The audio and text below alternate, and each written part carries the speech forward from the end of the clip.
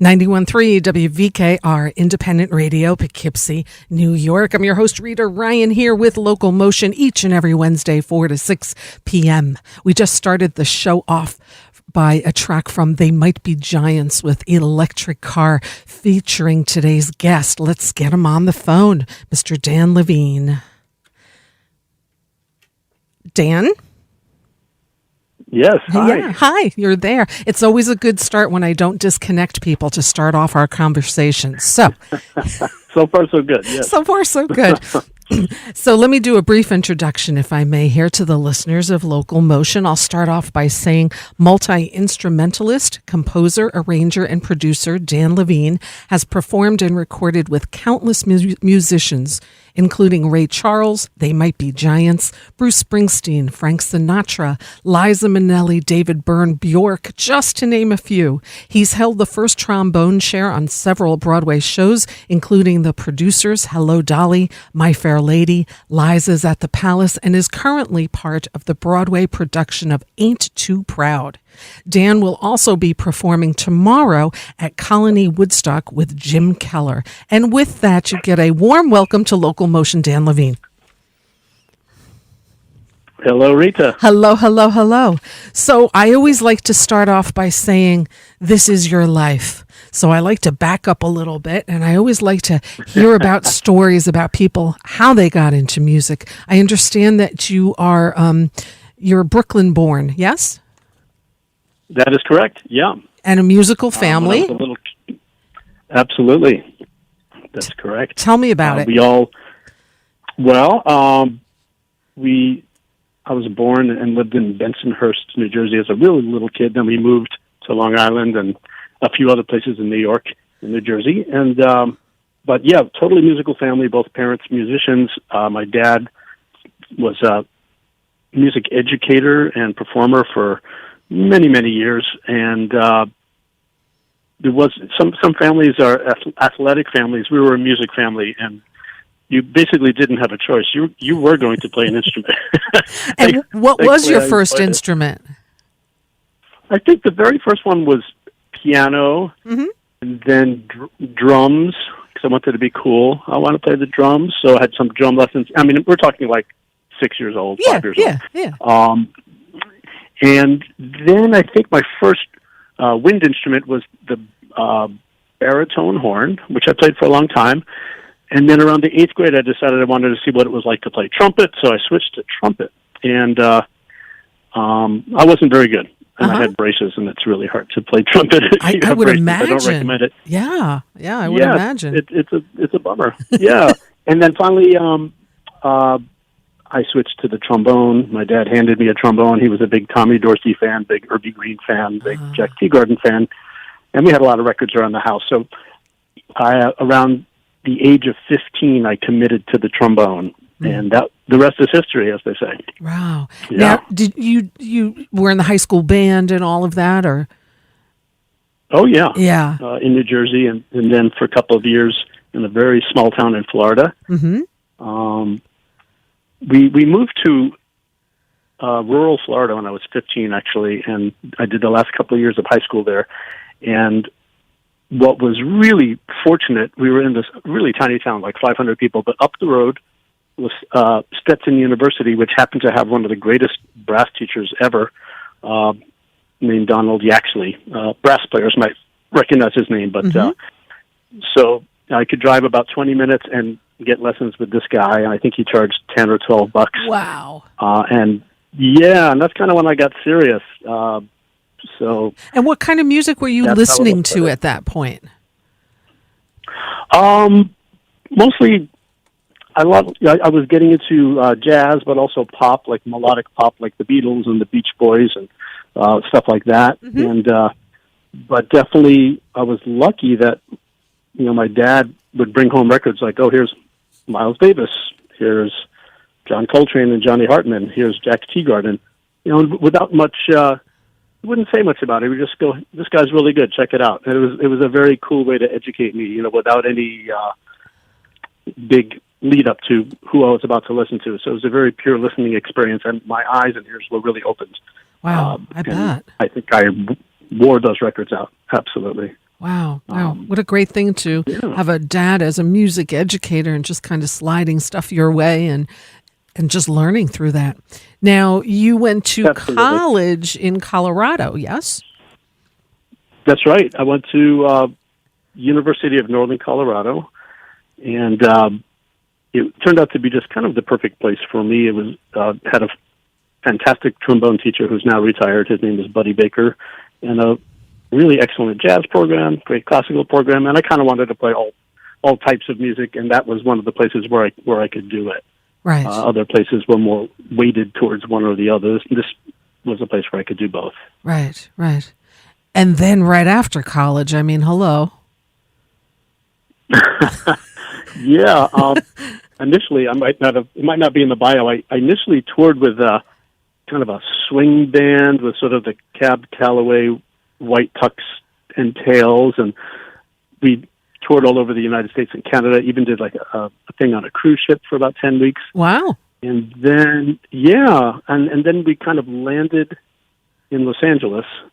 I think that went on for about a year. We landed in Los Angeles, and I was at a rehearsal, just a random rehearsal, and a guy mentioned, "Hey, there's auditions for Ray Charles tomorrow." I said, "Oh, really?" So I showed up and got the job as his lead trombonist. Dan, hello. Went on tour shortly thereafter. Jeez. Yeah, that was pretty cool. That was that was my first time in Europe and stuff. Unbelievable. And to hear him every night, of course, was... I have goosebumps. As you might imagine. I have goosebumps. It was, oh, wow. Yeah, it was that way. Yeah. Talk about just being in the right place and knowing about that audition. And there you go with Ray Charles. How long did you work with him? I did one tour, which, the bulk of the tour is 6 months. And then they often do some off-season stuff, one-offs, maybe special events. But 6 months was kind of enough for me. Yeah. And as musically wonderful as it was, it's also sort of a rough and tumble scene. Mm-hmm. And it cured me of being on the road for a little while. But anybody who's close to the experience will know what I'm talking about. Other people have been stuck with the band for 20 years, so it's different for everybody. It is. I'm so glad I did it. Yeah. And right after that, I moved back to New York and really started my professional career in earnest, post-tour. Right. But when you have a resume that includes the work of Ray Charles, that must open some doors for you as well. I'd like to think it does. I don't go up to people and say, "Hey, I played with Ray Charles," but if they happen to know or find out, it certainly couldn't hurt. Right. You know what I'm saying? Yeah, absolutely.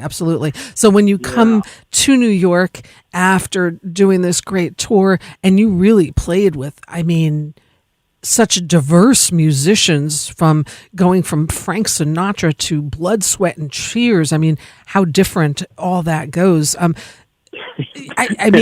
When I look at your discography, it's really all over the place, and it's beautiful because you got your a wide array of music there, which is so incredibly cool. Talk about some of the people that you worked with, and Sinatra, the legendary Frank Sinatra. How did that come about? That was amazing. A transcendent experience. I was younger and he was older. He was closer to the beginning of my career, so it was in the early 90s, kind of maybe for 4 years. Wow. And once again, so much of it is just happenstance. Freelancers like myself don't have agents and managers usually, unless we have a real desire to have a solo career. I was once again at a rehearsal of a big band where you just read charts down and have a good time, and it was led by a trombonist named Bob Alexander, who was one of the New York studio guys for years, but also played with Frank Sinatra for years. And he heard me play, and he liked it, and we got along, and he said, "Hey, can you sub on these Sinatra gigs for me?" I said, "Well, yeah." And so it began. Yeah. Wow. So at one point or another, I don't know the inner workings of it, but there was kind of a turnover in the band, and at that point, it became my job. Wow. So we, played all of the United States, Europe. It was kind of an amazing experience for sure. I think I recorded one album with them. It was duets too. the less famous of the two duets albums, but it was great. It was amazing. The film composer, not the film, the Boston Pops director, and I think the film John Williams was the oh wow, director. oh wow, So yeah, it was incredible. Yeah, wow. it's totally amazing. Oh my God, such a legend too. I mean, Sinatra. I've never seen him live. I always wanted to, and I never made it to see him live. So yeah. He was, when you meet certain people, their presence, besides their obvious talents, they have an electrifying presence. There really is such a thing as charisma, and you go, oh, now I get it. That Ray had it. He has it. I think Bruce Springsteen has it. There's certain people who literally have charisma. It's it's an extra kind of thing that can't be explained, but it's real. I hear that, and I totally understand what you're saying. I've been lucky enough to meet a few people like that too. That you just, they just got it. They just got it. And right. Springsteen, of course. I mean, and you recorded with him. Now you must know my friend Clark Gayton. I totally know Clark Gayton. And in fact, we are going to do some recording together this Friday. Well, there you go. Yes, Clark's one of my pals, and he is totally great, totally amazing. Yeah. He was a guest here on the show, I don't know, a month or so ago, 6 weeks ago. And fantastic. Great storyteller. If you ever want to look that up, it's on YouTube. It really is fun talking to Clark. He was, like you, a first-time guest on the show. Sometimes, I have people on over and over, and Clark was a first-timer. Sure. And there were people that came up to me afterwards that said, I know Clark, but I did not know that story, so he managed to tell a few good ones. So, yeah. Oh, that's great. Well, tell him I said hello when you see him on Friday recording. And, yeah. Now also, sure that's great. And of course, Liza Minnelli, David Byrne. Oh my God, it just goes on and on and on. It's you really have quite a career. The diversity of it kind of reflects the fact that I really do love to play, and I've always wanted to play a lot of different types of music. Right. And I kind of realized that early on. When you play the trombone, maybe you don't have as many options as some other people in terms of popular music, and often you study classical music, which I did, and that was a great backbone to being a solid instrumentalist. But I realized kind of early on I didn't want to do just one thing, and when you're a classical person and you're really serious about it, to be as good as you need to be, you kind of need to focus just on that. Yes. And so I kind of decided to do everything else. Good for you. Good for you. I know what you're saying there, too. I have a daughter who's going to college for classical, and she's trying to branch out of that a little bit, too. So, yeah, I get it. I get it. Now, you also have done a lot of late night TV, and not just late night, but just lots of TV performances too, with Conan O'Brien and the old David Letterman. Who did you do some of these shows with? Was it different people every time you were doing these shows? Yeah, well, a few of them were naturally with They Might Be Giants. I think with them we did the Tonight Show with when it was in Los Angeles with Jay Leno. I forgot his name. Jay Leno. With Jay Leno. Yeah. Yeah, that was terrific fun. And we also played on, I think on Letterman. Oh, no, on Conan with the Might Be Giants. He was a real fan. Oh, We've been nice. on there a few times. Nice. With Letterman, it was with Tori Amos. She came to New York and recorded like a holiday album with big band and strings, real trad, and it coincided with some of her Radio City shows that she was doing. But one of the things she did shortly that same week was we played on Letterman, and that was super fun. She's amazing. Oh gosh, Letterman! What so much fun! And and Conan, I subbed in the house band a couple of times, which was a blast. Oh yeah, did you play with Vivino? Jimmy Vivino. Of course. Yeah. Absolutely. Yeah. Mark Tender, a lot of the Jersey rock scene guys. Such a great band. It's an amazing scene. Oh yeah, absolutely. He's just such a guitarist, man. So into that instrument. Jimmy Vivino, he's just something else. Now, let's talk about They Might Be Giants. What a different group than, like the Sinatras and all of this. I mean, this is where your musical diversity definitely shines through, Dan. And talk to me about your start with them and affiliation with They Might Be Giants. Sure. This goes back a long ways. It turns out, we had I was already a fan of theirs, and we had some mutual friends, but I'd never met them. And I'd been recording with another really cool indie artist named Brian Woodbury, and who now lives in L.A. and has done a lot of film and TV music as well as his records. I think when they were putting together a horn section for There Might Be Giants, they consulted with Brian, and he recommended me. So once again, it's just happenstance. Yeah. And they called me, and there were some schedule conflicts at first, but eventually it all totally worked out, and I had the pleasure of working with them for over 15 years, I think. Wow. At least. Oh, man. Time flies. Time flies. A lot of touring, a lot of records. Yeah. Some TV music, some TV commercials. They diversified as well. And, of course, the children's records. Yeah, talk about the children's things. records. Really cool. How exciting. I mean, some of the music that you sent me, thank you for sending me such great music. I'm going to play that next. We just played Electric Car, and then when you and I are done talking, I'm going to also play like When Will You Die, which is another They Might Be Giants track. That's fun. Fun. And how did They Might Be Giants get involved with the Mickey Mouse Clubhouse? That's a good question. I don't know the inner workings of that, but I've always suspected that as their fan base, which includes a lot of creative people, came of age, they got good jobs in the entertainment and art industries, and maybe said, "Hey, I can ask my favorite band to do the music for the show." I always like to think that's what happened because the age range of the audience is quite diverse now. Sure. We also did the music for Malcolm in the Middle. We did a series of, believe it or not, Dunkin' Donuts commercials. Wow, yeah. That was a hookup with some kind of well-known film director, and I wish I could remember his name. But interesting projects have come along for sure. Yeah. Another one that seemed to be pretty interesting was the Rainforest benefit at Carnegie Hall. Oh, that's a joy. It's such a joy.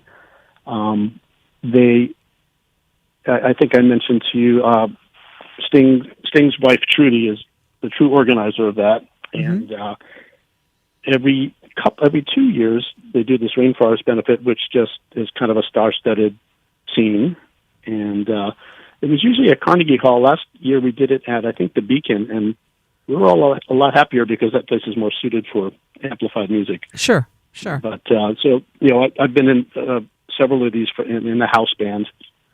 And the house band includes kind of a smattering of people from like the Letterman bands and other like who? bands. Like who? Well, usually Will Lee plays bass. Oh God, yeah, okay, great, completely amazing. And the music director is Narada Michael Walden, who just produced all those records for like Whitney Houston and stuff. He's just amazing. He's a great leader. Let me think all other notable folks have done it. I think I need more sleep, but I'll write you a list. Yeah. Tell me next time. It's all good. Yeah, that sounds like a really wonderful benefit that they put on, and that's an annual event. Yes. Every 2 years. 2 years. It's part of the house band. Yeah. So there's a rhythm section up there and horns, and even once in a while they'll use strings if they feel like.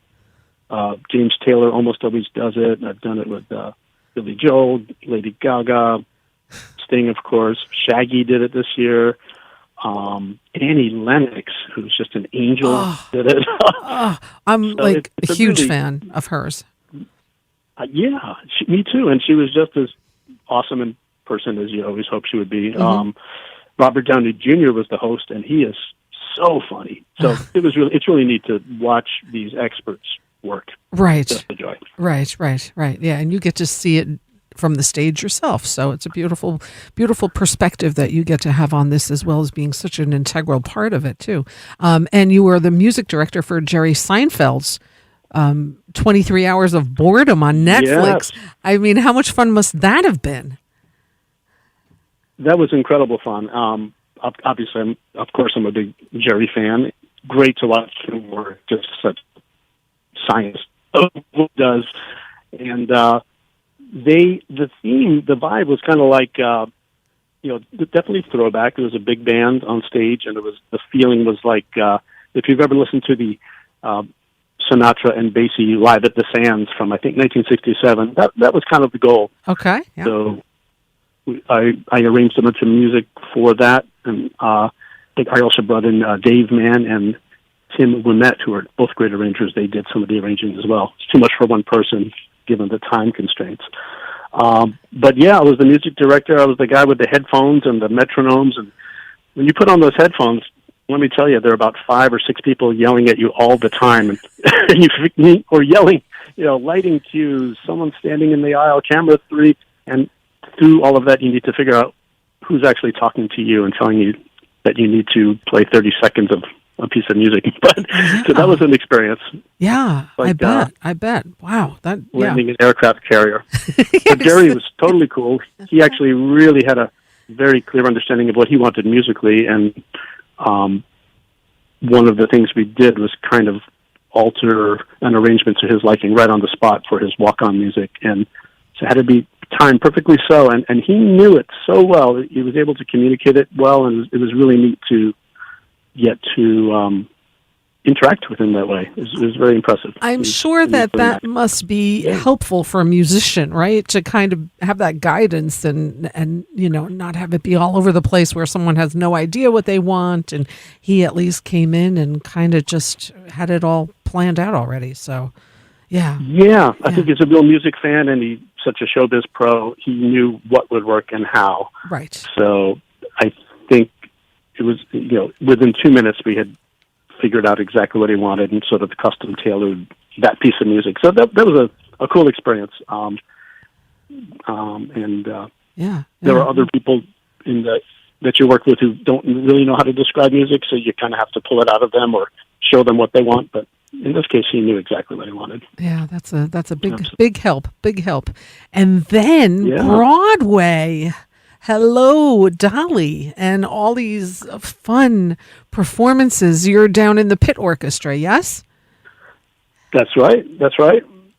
So that's been going on for a while. Kind of it's nice to have a steady gig. Yeah. And as you know, it's all coming back. Some shows have started already, and the one that I'm involved in right now, Ain't Too Proud, comes back on October 16th. So we have a little bit of time, but it's coming up. And it's coming up, and that's music of the Temptations, right? Oh, yes. Yeah. All of it. And it's, I'm going to tell you, I got to say, it's a great show. I was going to say, you're playing some kick-ass music. I mean, all Temptations. Yeah. Oh, yeah. And the story is amazing. It's really the story of them. So the way the music is integrated is very natural. It's a brilliantly done show.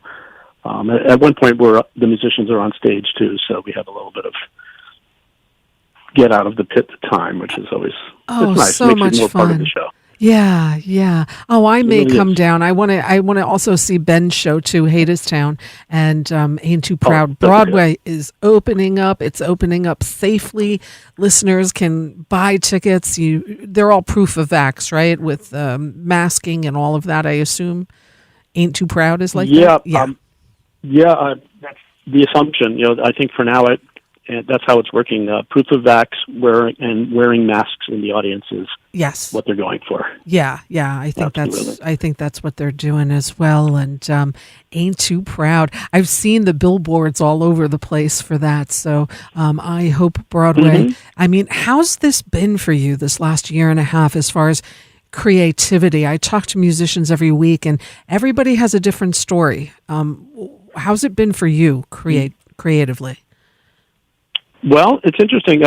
We've been doing a lot of stuff as others have remotely. Mm-hmm.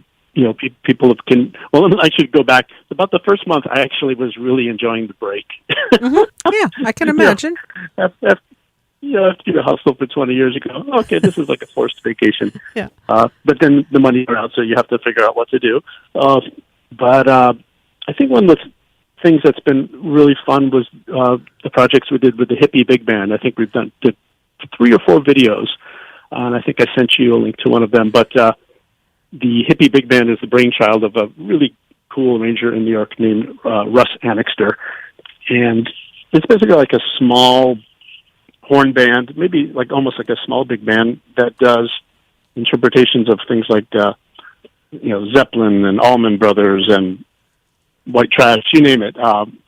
And what we did were these, we each recorded our parts at home, and then everybody sent them to me, and I mixed them, and then sent that and then everyone also took a video of themselves playing them. We sent that to a videographer who would edit them into a final product. So those are on the internet. In fact, we're doing a gig with Russ September 26th. Yeah, and that's in, Chelsea Table. I was going to say that's in New York City, right, at Chelsea Table? Yeah, it's a new venue, and they're going really strong with a music policy. If you go to their website, the lineup is kind of incredible. They're really going for it, and it's kind of a, I don't know, I haven't been there yet. Looks a little upscale. Looks really nice. Nice. Oh, how fun. And this is called the Hippie Big Band. You guys have like a That's correct. website or doing anything like that as far as social media or anything? Well, if you go to, that's a good question. There probably is, but if you go to either Facebook or YouTube and look up Hippie Big Band, you'll see the videos and stuff, and I'm sure the Facebook listing will have the listings of the gigs coming up. Perfect. I will. Yeah. I'm gonna play that track. I'm gonna play the "When Will You Die" and definitely the Hippie Big Band too. So that sounds like a lot of fun. And then you're gonna be back up here in our neck of the woods tomorrow in Woodstock at Colony with Jim Keller. That's right. Totally looking forward to it. He's got a great band. I mean, I don't know. I'm sure you know Jim. He's quite amazing. A really great songwriter, really cool voice, great performer. Yep. Just surrounds himself with great musicians. Everyone wants to play with him. And in this case, I procured a really great horn section that will be on it tomorrow. So we're excited. Yeah. So I know Jay Collins. Obviously, he's been in the area here forever. And tell me about the rest of the horn section for tomorrow's show at Colony. Right. So as you mentioned, Jay Collins is on sax, and Jay is a longtime member of Greg Allman? Greg Allman and Levine Hill. Also, yeah. And I've known him for a long time. In fact, I used to sub and fill in for Clark with Levine, so I got to play with him in that situation. Oh, so you've played at the barn too. Magical. Mm-hmm. And if you were ever there, you know what I'm talking about. I do. I was lucky enough. So Aaron Hike is going to... Yeah, no, go ahead. Aaron Hike is going to be on sax tomorrow. Yeah, Aaron's amazing. He did the Letterman band until that show stopped a couple of years ago, and he's also done a bunch of stuff with Sting and kind of everybody else, Richard Bona, and Trevor Newman, incredible trumpet player. He and I worked together quite a lot. He's a veteran of the Eagles, Blood, Sweat, and Tears, you name it. He has an unbelievable resume as well. In fact, he and I were on the road. I don't think I sent this information to you, with a band called Miss Velvet and the Blue Wolf for a couple of years prior to the pandemic, and we were opening for George Clinton and Parliament Funkadelic, so that was quite the experience. Wow, I bet it was. Wow. And what a horn section tomorrow. Jeez, and you. 4 of you. I'm excited. Yeah. I'm excited. We got 4 horns. 4 horns, no waiting. Yeah, no, that's pretty incredible. If listeners are interested in going out seeing live music, which is what we promote here at colonywoodstock.com. You can get the information to tomorrow night's show there with my guest today, Dan Levine, and of course Jim Keller and the other great horn players that he was just talking about. So that's happening tomorrow.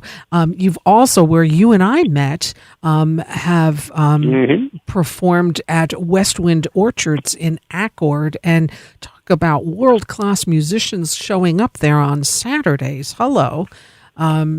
It's pretty dreamy there. It really is. Yeah. Yeah. The first time I saw it, I almost couldn't believe that it existed and that it was so close to my house. It hardly made sense. It's a dreamy place. The food is amazing. The music is amazing. The whole vibe is like, yeah, absolutely. Yeah, it's all ages. There's picnic tables. You bring a blanket, great food, great libations. The music is just out of this world in the middle of nowhere, because it is. Exactly. It's a treasure. It's a treasure. Yeah. In Ackford, New York. Yeah, we probably shouldn't tell too many people about it, but what's that? It's dog friendly as well. Yes, it's animal dog friendly. Dog friendly. Yeah. No, I mean, geez, the performances that were there. You were just there, September 4th, right? And then you were there when I saw you with of course Ben Porowski on drums, and I saw you there with Danny Bloom, I believe, and Brian Mitchell was there, right? Yeah, and I've Oren. played there with a few times with Danny Lewis as well, and yes, that was the one. A lot of yes, it was with Danny Lewis, and just amazing. Machan sang, and just killer bands, unbelievable. I think it's some of it was maybe a positive aspect of the shutdown where people weren't touring as much, so a lot of these great players were available. Yeah, and I have to tell you, quite honestly, over the last, say, 6 months, I have seen the most amazing musicians simply because they can't tour. And, you can't, like, worldwide tours right now are just still not really happening. And just because of that reason, and we've got such an amazing group of musicians that live here or live close by to here, that you all been getting together with people and just blowing us away here. Like, what? So normally we don't get a chance. It is it's a good byproduct of an unfortunate situation, that's for sure. Very tours well are put. kind of starting to sputter to life. I think Government Mule has gone out, and a few folks from around here are hitting the road again. I think Medeski and Schofield are going out doing some bits. So it can be done safely, but you just really have to pay attention. Really have to pay attention. Joke. Yeah, absolutely. Danny's going to be on my show in a couple of weeks when he's got a little break from Mule. So look forward to talking with him too. Yeah. So lots of great stuff, but we really are so lucky here in the Hudson Valley. Dan, you also have a really wonderful website that lists so much. I could literally talk to you for several hours with all the things you've done, really, and you're still going strong and have so much left in front of you that it's really beautiful to see. I'm so happy for you, and what a joy it must be. I know it's hard work. I know people always glamorize being a musician, but when you're up on stage and you're playing with some of the people you play with and the music you yourself are playing, it's really quite extraordinary, and it makes people happy. So thank you for being one of those people that just takes your music to this next level for us, the audience that so enjoys live music. And it's pretty good stuff. So I appreciate that. Thank you. You're welcome, and thank you. And you ever going to write a book? Because boy, you've got some stories to tell, I'm sure. Well, with that kind of encouragement, I just might start. I think it might be. Sit around and start telling stories. Yeah. That's not a bad idea. But I'm super grateful, and like you mentioned, when you get to get up there and connect with audiences, that's the reward. Yes. The reward. Yeah. No feeling quite like that. Yeah. Makes it all worthwhile. Yeah, I bet. And especially the musicians of your caliber that after a year of really not, you're doing stuff remotely and things like that and carefully maybe getting together with people, but there's nothing like being in front of an audience because we all feed off each other, right? And that's absolutely. That's the beautiful thing. And congratulations on going back to Broadway. You're going back October, you said? October 16th is our reopening night. Wow. Yes, Saturday, October 16th. The crowd's going to go crazy. That's been happening. Yeah, I saw some video footage from Ben's show, Hadestown, and it was just mayhem. Yeah. It was amazing. Yeah, how can it Beautiful not thing. be? It really is, and it's just such a deep gratitude for those that are in the show and also the attendees. So good luck with Ain't Too Proud on Broadway, October 16th. What else you got going on? You've got that takes up a lot. You do it for like 7 shows a week, isn't that what Ain't Too Proud has? Or it's actually 8 shows a week. 8 shows a week. Yeah, over the course of 6 days. That's the normal Broadway schedule. Yeah. So it keeps us busy. But that's happening, and then there's just some other recordings and a couple of one-off events. I'm going to be playing with I think I mentioned to you I'll be working with Clark this Friday. We're recording something that's going to be pretty cool. I don't want to say too much about it. Yeah, it's mostly about the brass and some percussion, and it's kind of a. Will you email me at some point? I'm working on it right now. Will you email me at some point and just let me know once you're allowed to say what everything's going on is? So it's always fun, and getting the music out there to the people is what it's all about. And tomorrow night you'll be again. People get to see you perform live. And you'll be at Colony in Woodstock with Jim Keller. And colonywoodstock.com. Thursday night, some great live music. I mean, Woodstock is so blessed now, too. I mean, it was in a little lull, and now all these venues are coming back, and it's really wonderful to see. And Neil Howard at Colony has really done a fine job at that venue and has put so much time and effort into it. The sound system is incredible. The sound people that he has working for him, the techs there are top-notch also. So, really. That's what I've heard. It makes a huge difference. And I think we're going to be playing outdoors, so thankfully it's still warm and more safe. Yes. For everybody. Yeah, so, really cool setup. A bunch of picnic tables. Also, really good food there. Great libation. It's a really great scene at Colony Woodstock. And I don't know, there's a ton of picnic tables there. You could literally pack in a ton of people, hundreds of people there if you wanted to. So, and it's safe because everything is outside, everything's distanced. And Colony Woodstock, the place to be tomorrow night to see you, Dan Levine, with Jim Keller.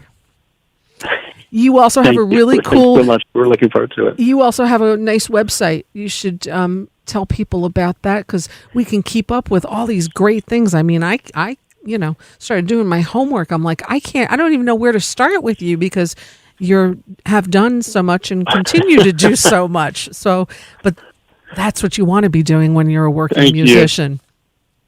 So thank you. I've got to be more on it. I know a lot of people. Update their sites very often. I kind of just forget about it, and then about a month later, maybe I should have listed that stuff.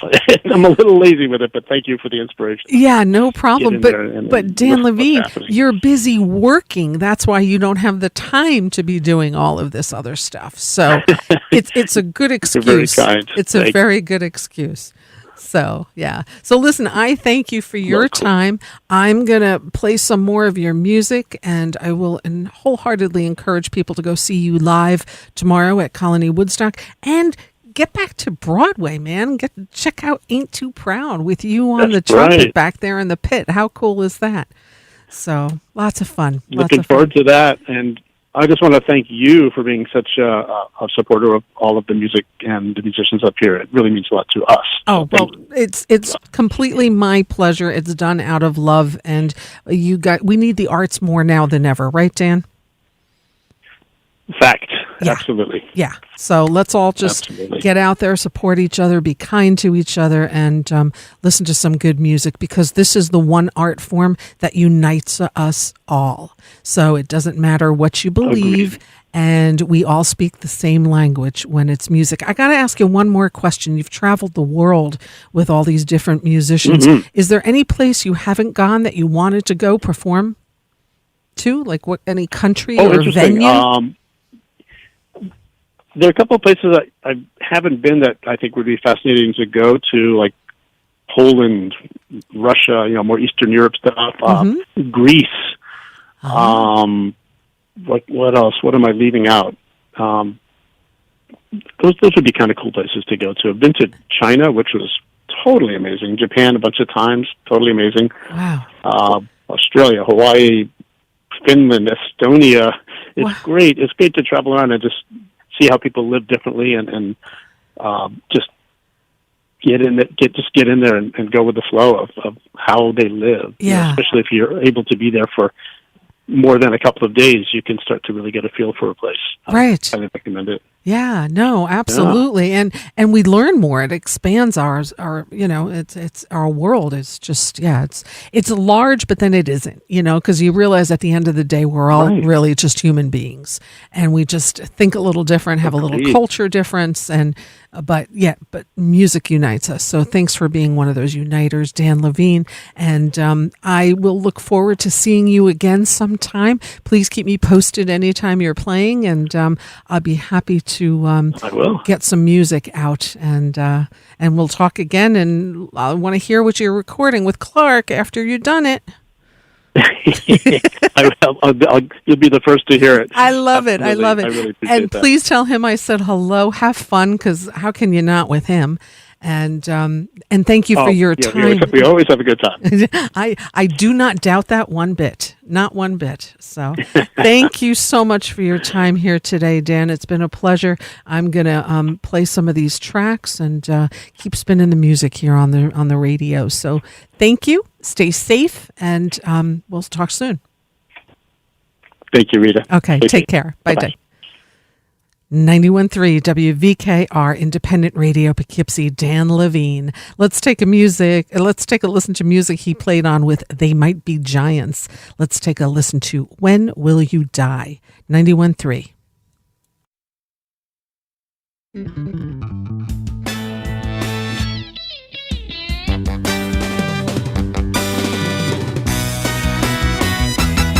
I'm so tired of your lies and the evil things you're doing behind my back. Are the crimes that you have never committed? I doubt it sometimes. I wonder, when will you die? You're insane. You are bad.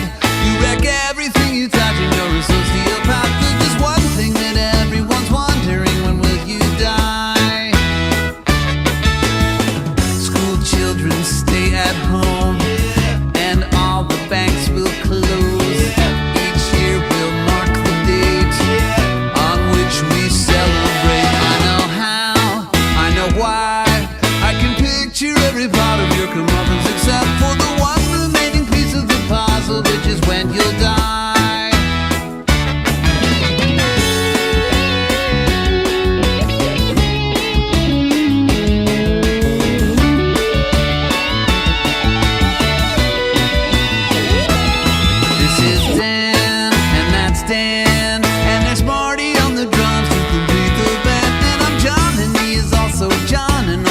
Are wondering when you're gonna die.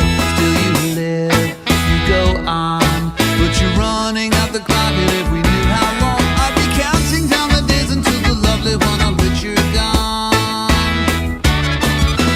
On that promised morning, we will wake and greet the dawn, knowing that your wicked life is over and that we will carry on.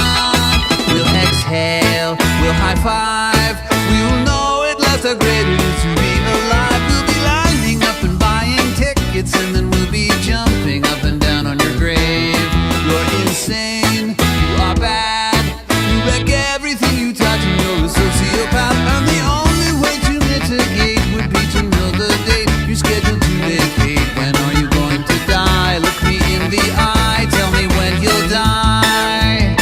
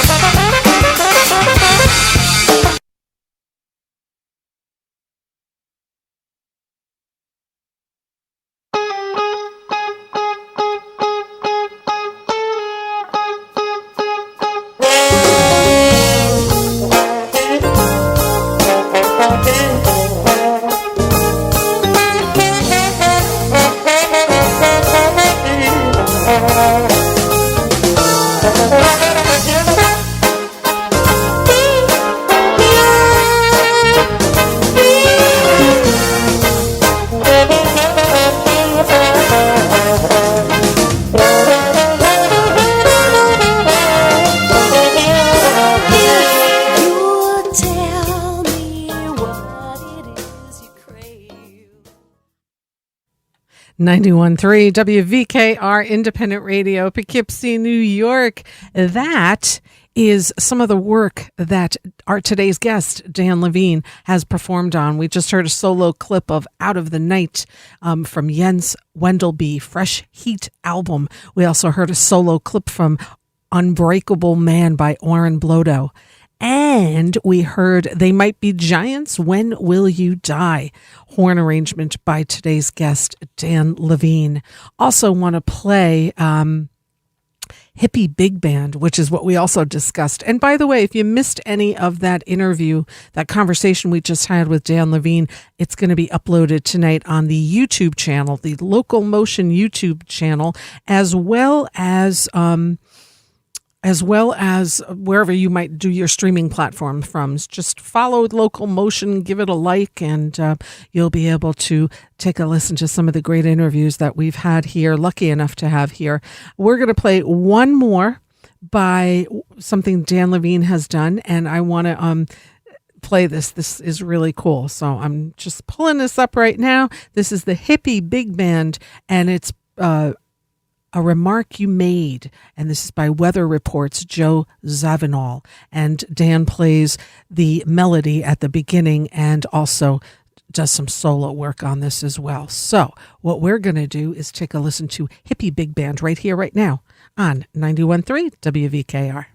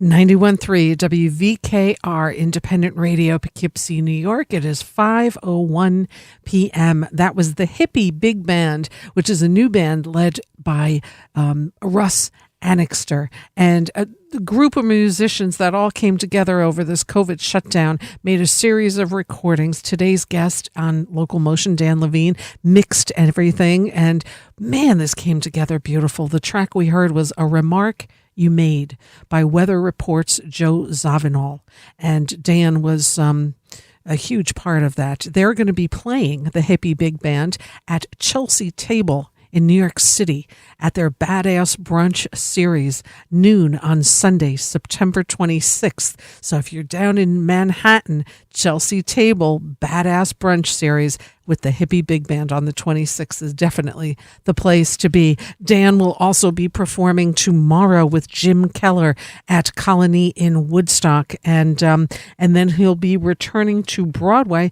in October with the musical Ain't Too Proud. So thank you to Dan Levine for being today's guest here on LocalMotion. We've got another hour to go. LocalMotion is here each and every Wednesday from 4 to 6 p.m. I am your host, Rita Ryan.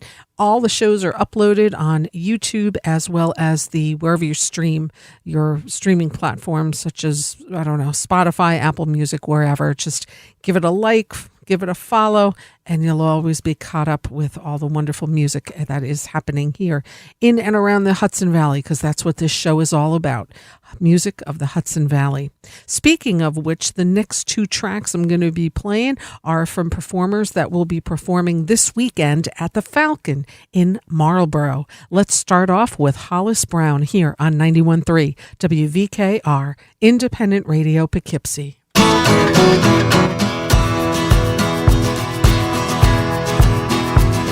May the light shine down upon your shoulder, and show you the way. And may you be blessed by the hands of mercy. May the hands of mercy show you the way. Lonely child, left alone, your beautiful journey will lead to salvation and bring you back home. May life protect you in all that you value. May all that you value be worthy and true. Every child be able to eat, drink fresh water, and then work on the line. Lonely child, left alone, your beautiful journey will lead to salvation and bring you back home.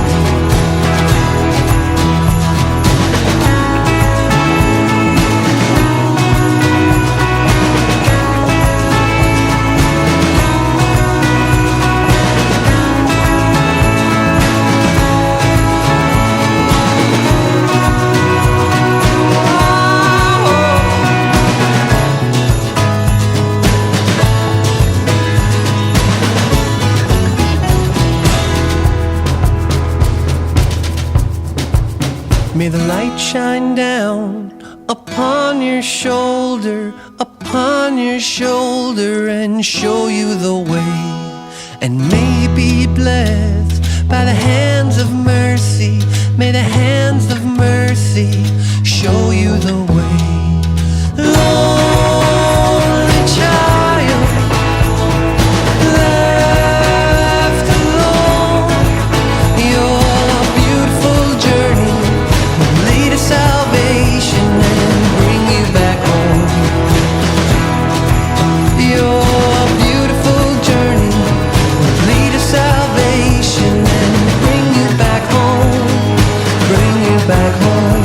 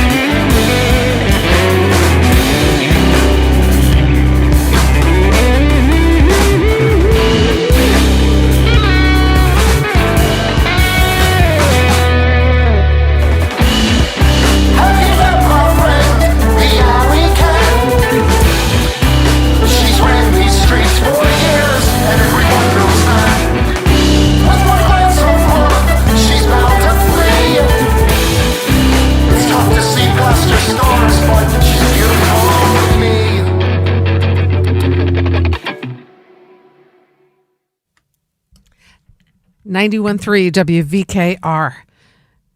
Art Thief. We heard the album called Tough Crowd, and we just heard Alley Cat. Art Thief, produced by Sam Smith. Musician Sam Smith. He's on keyboards, guitar, vocals, and vocoder. Jeremy Truitt on drums. Damian Jackson on guitar. Music and lyrics by Sam Smith is what we just heard on Alley Cat. So Art Thief is doing a split bill this weekend at the Falcon in Marlborough. They'll be performing there. Let me get the exact info here for you. And I will tell you that Art Thief will be at the Falcon on Sunday.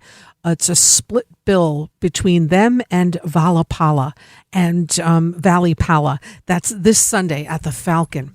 And we also heard from Hollis Brown. Their release is called 3 Shots. We heard the track Cathedral.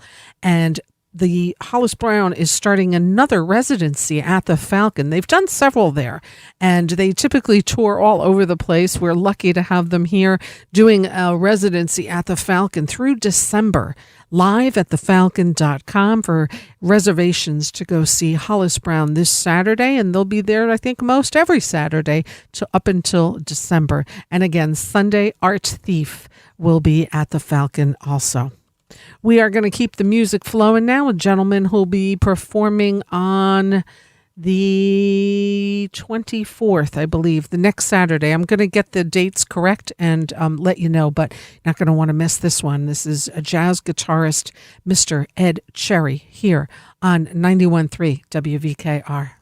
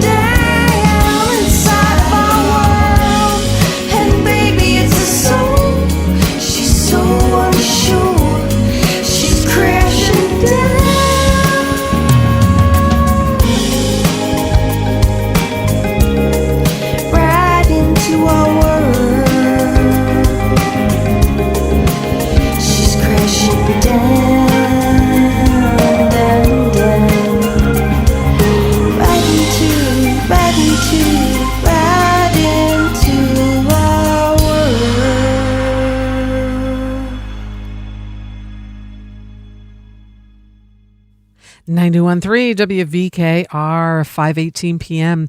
Brand new music. This is a single that was just released off the album Unhooked by Jessie Lee Montag.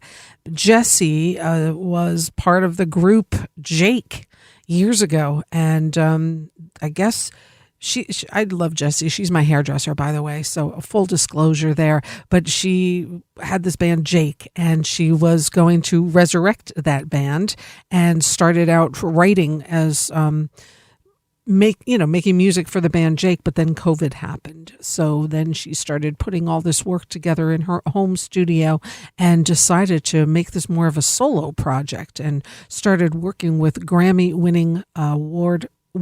Award-winning producer Malcolm Byrne, who's local here to the Hudson Valley. So she connected with him, and they're coming out. This beautiful album is out, Unhooked by Jessie Lee Montag, and we just heard Cowboy. She just put out a beautiful video that accompanies that single, and you can find out more about Jessie on her website, Jessie Lee Montag .com, JessieLeeMontag.com, and really great video. You can check it out on YouTube as well. Again, the release is called Unhooked Volume 1. We also heard Ed Cherry, Let the Music Take Your Mind, from the LP Soul Tree. Ed Cherry will be playing in Woodstock at Barnstock on the 25th of September. Ed Cherry, if you're not familiar with him, is a jazz guitarist. He played for Dizzy Gillespie for about 15 years, from 1978 to 1992-93. He's also performed with Roy Hargrove and Dr. Lonnie Smith. He is quite a gifted guitarist. I was lucky enough to see him the last time he was at Barnstock, and just completely blown away by his talent. You can get information. You just, it's by donation is how they do it at Barnstock. You don't need tickets. It's a really cool venue at Matt Garrity's place, and info can be found on the website at barnstockny.com. Again, Ed Cherry performing on the 25th. You just kind of have to make a reservation. Usually the shows are held outside. I think if it's inclement weather, he might be bringing it in. So check it out. Ed Cherry. And we've got the Bardavon opening their doors again, which is so wonderful. And the Bardavon is being opened with this great band. Let's take a listen right now to new music from Dispatch here on 91.3 WVKR. I remember that night you fell asleep under the truck when it got late. In the morning when I pulled out to look for you, thank God I rode out straight. Nothing was ever too much. Doing flips off the roof. It's like you were cheating death left and right, but you still wanted proof. And I was thinking about you just yesterday, how you were gonna stop by on your way. I had some things that I wanted to talk to you about, had some things that I wanted to say, but now I stand here in your flannel shirt. Your mom couldn't better give it to Goodwill. It's not even cold out, but I wear it still. You were always there when we hit the wall. Now no one's gonna break our fall. We laughed until we got drunk. We drank until we fight. And then we'd laugh again over my fat lip while you were icing your eye. Then you got behind the needle, chasing the next high. And then you managed to escape it. You got that job and you married your wife. And I was thinking about you just yesterday, how you were gonna stop by on your way. I had some things that I wanted to talk to you about, had some things that I wanted to say, but now I stand here in your flannel shirt. Your mom couldn't better give it to Goodwill. It's not even cold out, but I wear it still. You were always there when we hit the wall.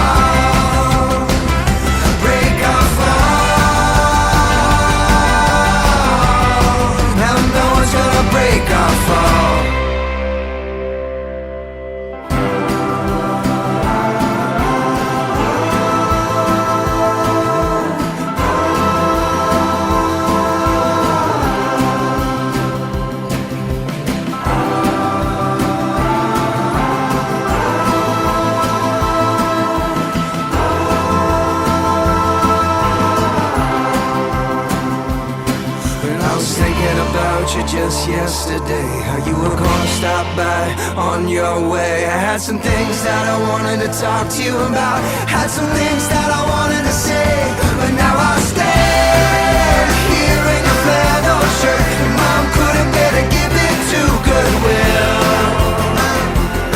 It's not even cold out, but I wear it still.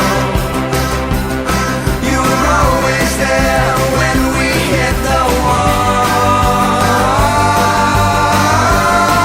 And now it's gonna break our fall, break our fall,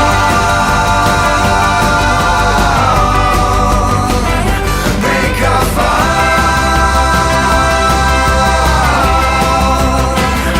break our fall. Now no one's gonna break our fall.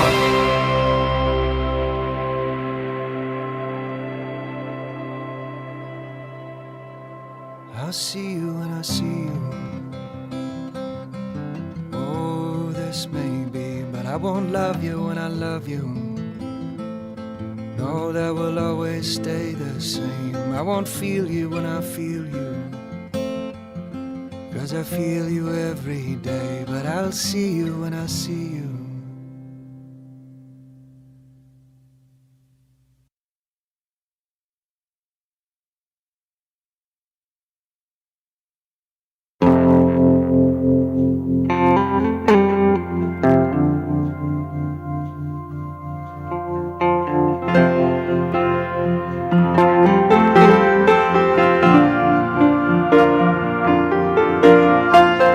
Well, nobody owns this river